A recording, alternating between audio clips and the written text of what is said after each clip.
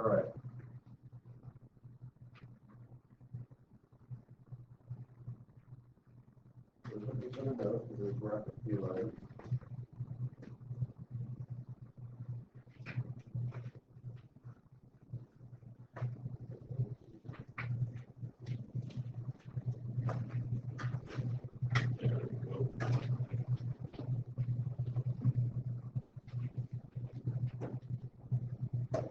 All right, so graphing linear equations using a table of values.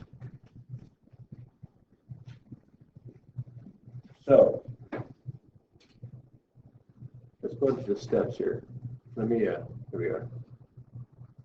So I'm going to write step 1 and step 2 on your notes.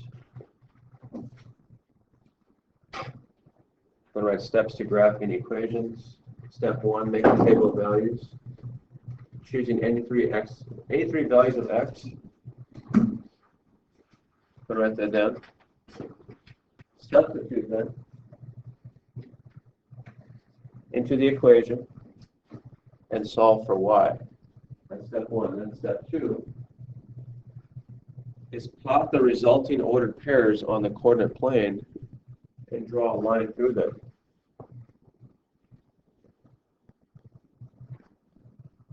Now, when I say coordinate plane, I'm talking about your x and y axis, right?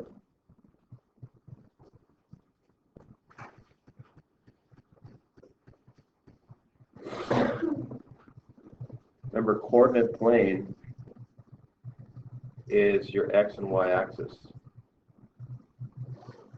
Okay? That's what I'm referring to. That's why I passed out a piece of graph paper.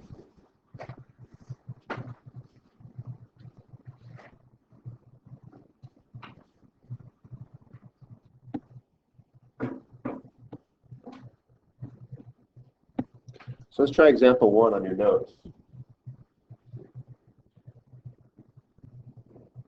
Let's see here.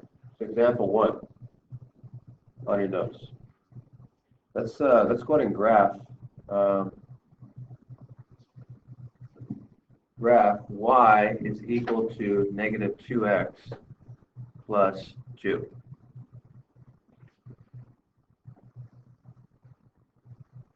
Y equals negative 2x plus 2. Now step 1 says make a table of values, so an XY chart, choosing any three values of x. Now the thing is, you can choose any three values of x because the line goes on forever, so no matter what x value you choose, there'll be some y value there. So any x value will work here. Anyone. My recommendation is to pick ones that make life easy for you to work with.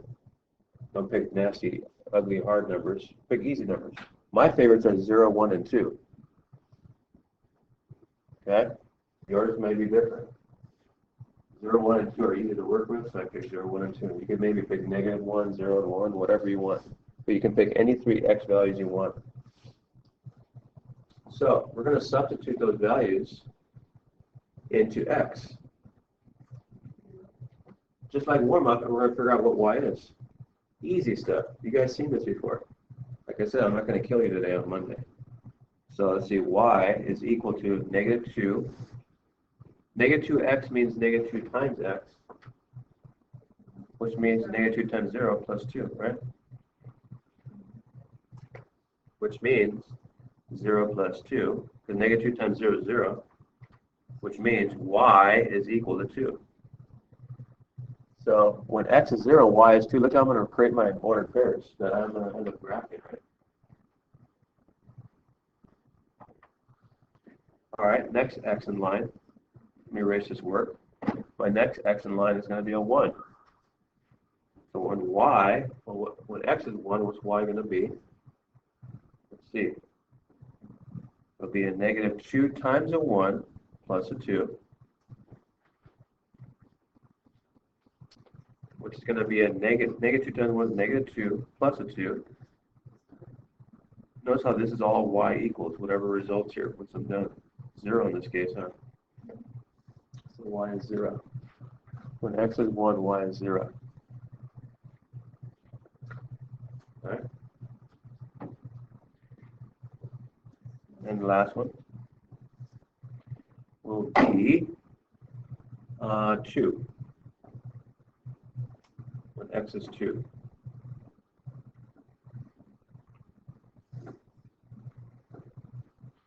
So y will be -4 plus 2, so y will be -2. Again, you've seen this before. That's step 1.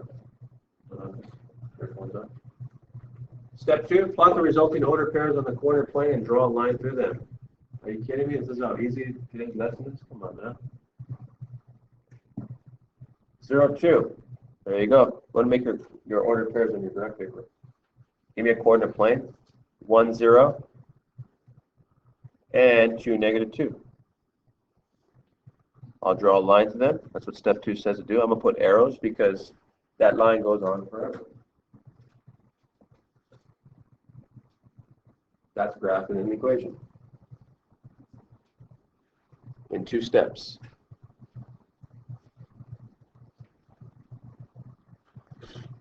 Now, there's something I want to show you.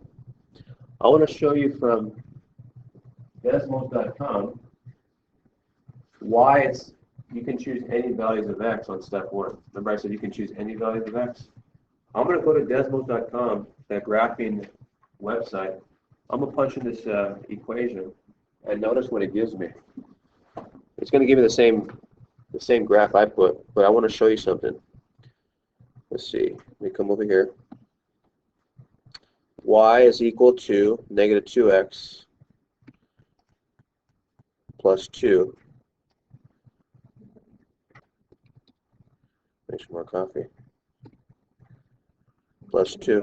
Oh my gosh, I need to press Control Shift now. Plus 2. Now, this is the graph that we just created here. If I put my finger over this line, notice how x, no matter wherever I put my finger, there's going to be some x value and some y value. I can keep going down forever that way on x, and I keep going infinitely down or infinitely up.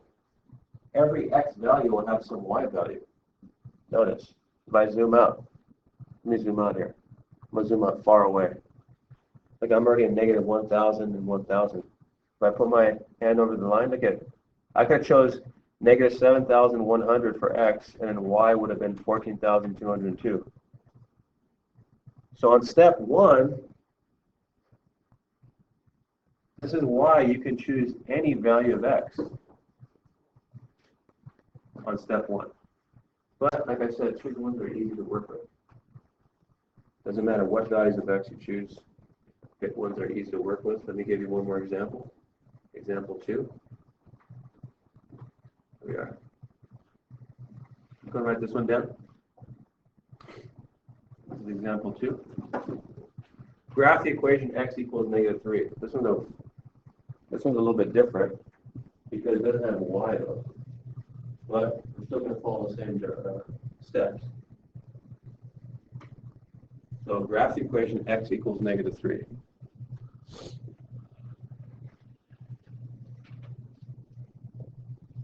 Example 1 had x and y. Now example 2 only has x. So it's going to be a special kind of line I want you to pay attention to. What do you think, Ms. Galvan?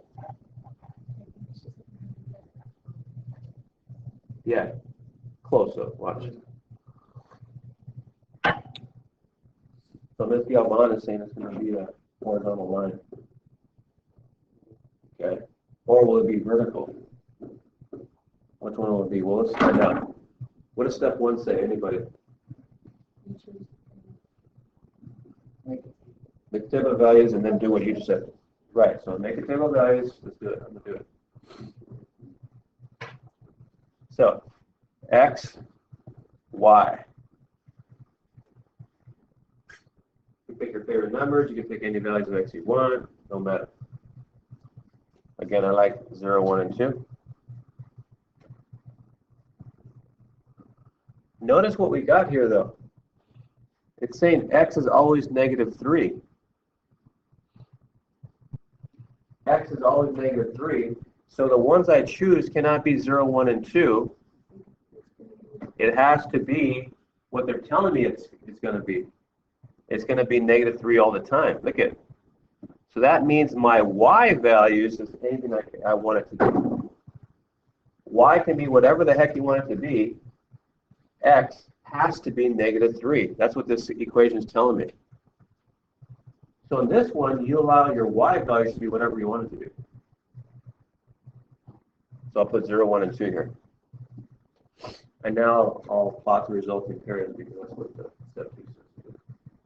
Yes, no, hold on. So let's plot them. Negative 3, 0. Negative 3, 1. Negative 3, 2. Draw a vertical line.